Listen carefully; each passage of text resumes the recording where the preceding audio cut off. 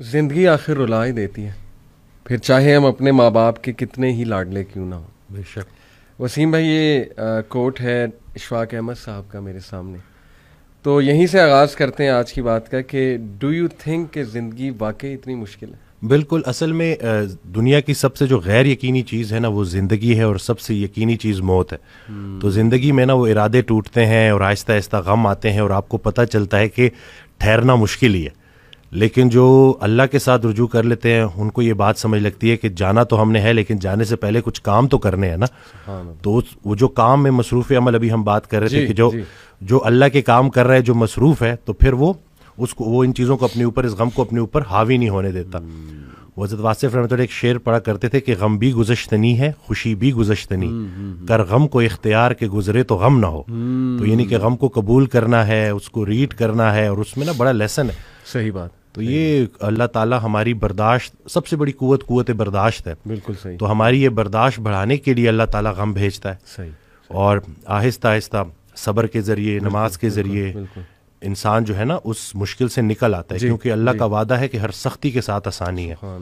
تو سختی کے بعد آسانی ہے، اور اکثر لوگ جو نا امید ہو جاتے ہیں نا، تو اللہ کی رحمت سے نا امید ہونا اصل میں اپنے مستقبل سے نا امید ہونا ہے۔ تو جب آپ اللہ سے پر امید رہتے ہو، ہوپ فل رہتے ہو، تو پھر وہ دن خیر سے گزر جاتے ہیں۔ کیا بات۔ وسیم بھائی، اگر ہم دنیا پہ نظر دوڑائیں، ایسے غم ہے نا، یعنی لوگوں کی جب سٹوریز سنتے ہیں، اور اوور آل ورلڈ میں دیکھ لیں آپ، اور جو ہسٹری میں پاسٹ میں ہوا ہے، مطلب ایسے غم آپ کو نظر آئیں گے نا کہ انسان رو پڑتا ہے کہ یار واقعی دنیا میں بڑا غم ہے۔ لیکن اگر ہم یہیں پہ رک جائیں نا کہ بس دنیا میں بڑا غم ہے، زندگی بہت مشکل ہے، تو پھر تو ہوپ لیسنس ہے، پھر تو جو ہے نا وہ ایک ڈارکنیس ہے، ایک اندھیرا ہے۔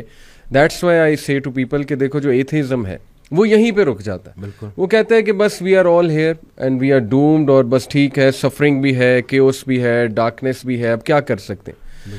بٹ جب تک اسلام ہمارے پاس ہے نا وسیم بھائی، دیکھیں اللہ سبحانہ و تعالیٰ نے پہلے ہی ہمیں بتا دیا، جیسے آپ نے کہا نا ایکسیپٹنس، بالکل اللہ نے ہمیں ایکسیپٹنس دلائی ہے کہ دیکھو اس کو ایکسیپٹ کرو کہ یہ دنیا ایک مشکل کی جگہ ہوگی، یہاں تمہیں مشقت کرنی ہوگی، اسٹرگل کرنی ہوگی، وی ول ٹیسٹ یو، ہم دیکھیں گے تم میں سے کون ایمان والا ہے، کبھی بھوک سے، کبھی خوف سے، کبھی خوف کا انفیکٹ ذکر ہے کہ خوف سے ٹیسٹ کریں گے۔ آئی تھنک انگزائٹی میں خوف کا ایلیمنٹ کافی جو ہے وہ حاوی ہوتا ہے۔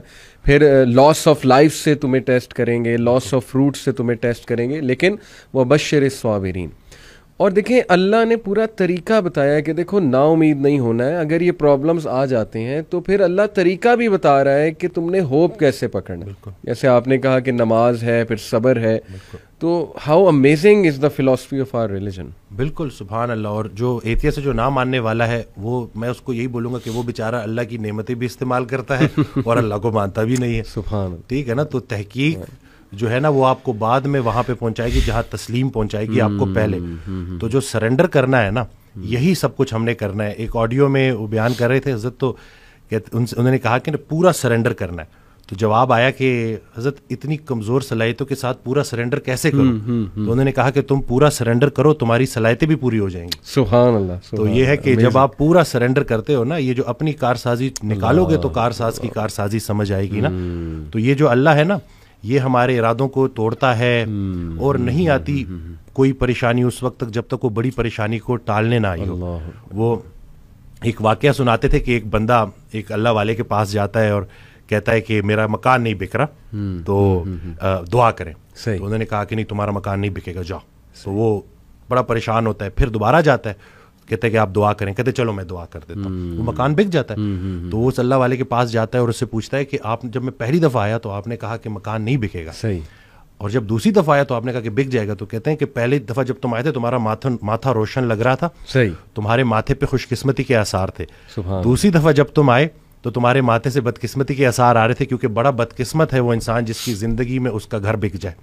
تو جو چیز تم اپنے لیے پسند کر رہے ہو، جس چیز پہ تم جشن منا رہے ہو، وہ اصل میں تمہارے استغفر اللہ کا مقام ہے جس کو تم الحمدللہ کہہ رہے ہو۔ انسان جو ہے نا وہ جلد باز ہے، جلد باز ہے، وہ کہتا ہے کہ بس میرے اللہ کو اپنے مطابق چلانا چاہتا ہے۔ صحیح بات۔ اور اللہ نے ہمارے لیے کتنی خیر رکھی ہوئی ہے, کتنی آسانی رکھی ہوئی ہے, ہمیں خوش کرنے کے لیے اللہ کے پاس اتنا کچھ ہے, لیکن ہم جلد بازی میں اور نا امیدی میں اس سے محروم ہو جاتے ہیں. اور شیطان جو ہے نا وہ ہماری رگوں میں خون کی طرح دوڑتا ہے. صحیح. تو اس کا طریقہ واردات ہے ہی یہ وسوسہ دینا.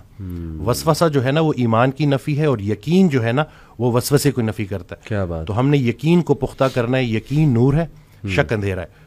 تو اسی طرح سے یہ وسوسے کے اوپر سوال کیا گیا تو حضرت کہتے ہیں کہ میرا اللہ پہ یقین بے گماں ہے جو علم بن گیا. تم بھی وہ یقین پیدا کر لو, تمہیں بھی علم مل جائے گا. زبردست. تو یہ جو شک ہے نا وسوسہ, یہ آج کل بڑا کامن ہے.